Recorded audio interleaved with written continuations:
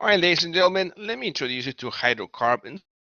So we said that a lot of these big big macromolecules are gonna be based on carbon, right? Carbon is gonna be like the backbone element for our bigger macromolecules like proteins, lipids, carbohydrates, nucleic acids. Okay, before we move there, let me show you first what a hydrocarbon looks like.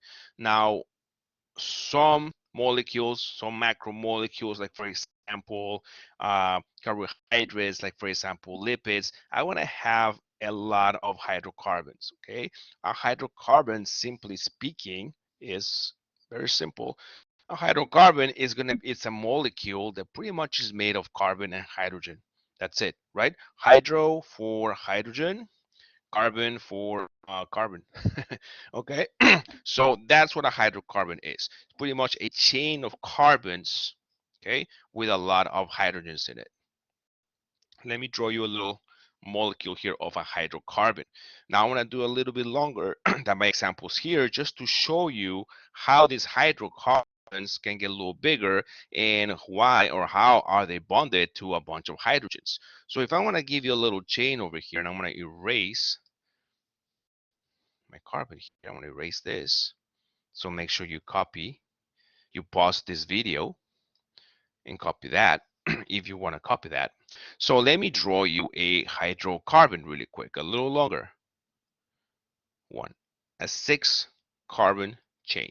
Okay, 1, 2, 3, 4, 5. I'm missing one. There you go. Okay, so this is a 6-carbon chain. Okay, they're made of 6 carbon atoms.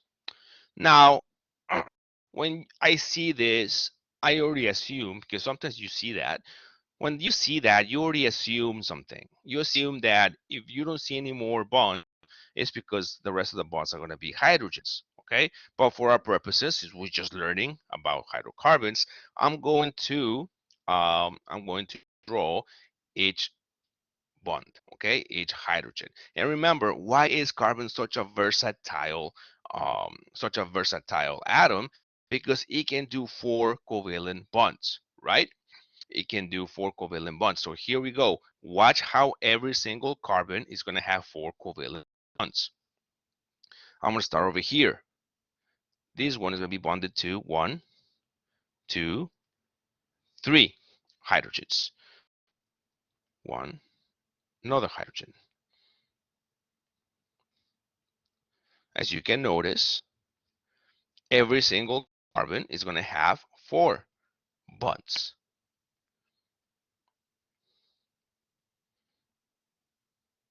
Okay?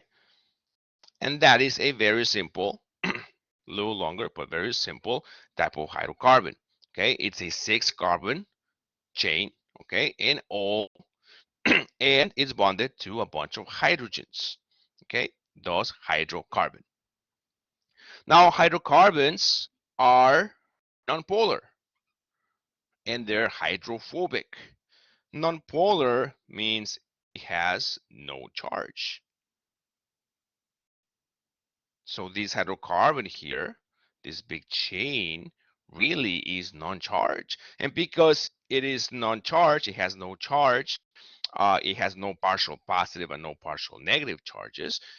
It is said to be hydrophobic. And what is hydrophobic? Hydrophobic it means it fears water, right? It fears H2O. It doesn't like to hang out with water.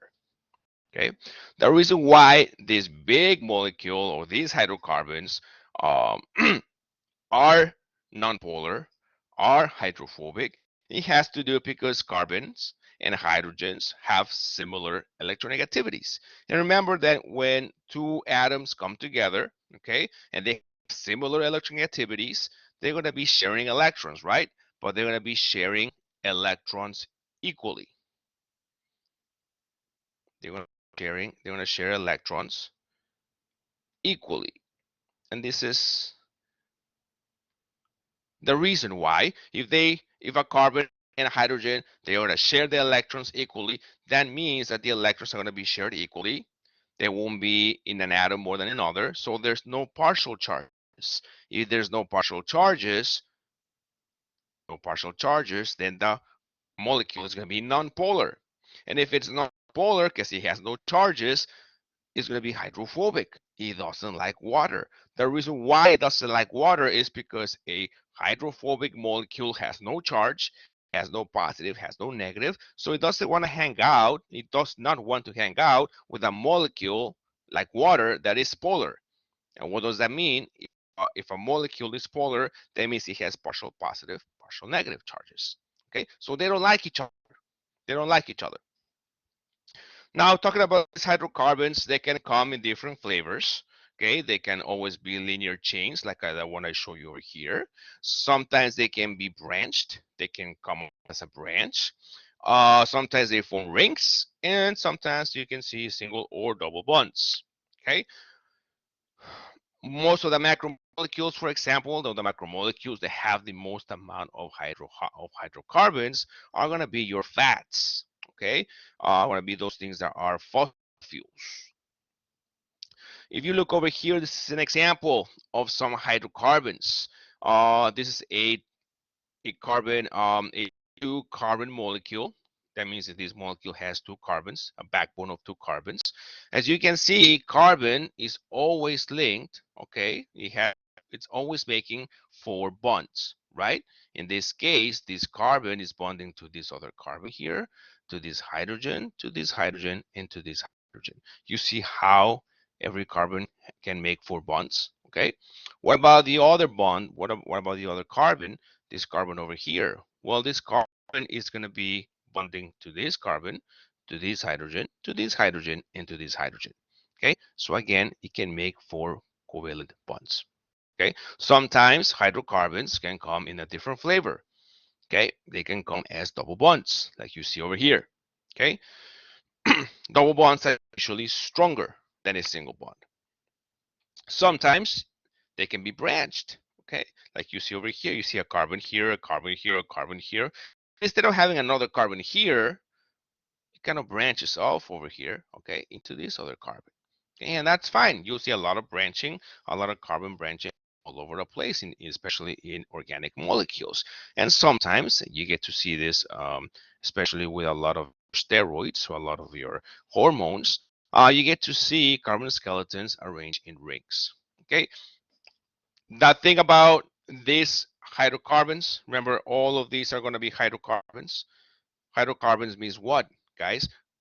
Molecules made of carbon and hydrogen, right? Which make them hydrophobic because they're non-charged molecules. Because between the bonds of carbon and hydrogens, or carbons and carbons, they're going to be sharing equally. Therefore, no charge will arise. Okay.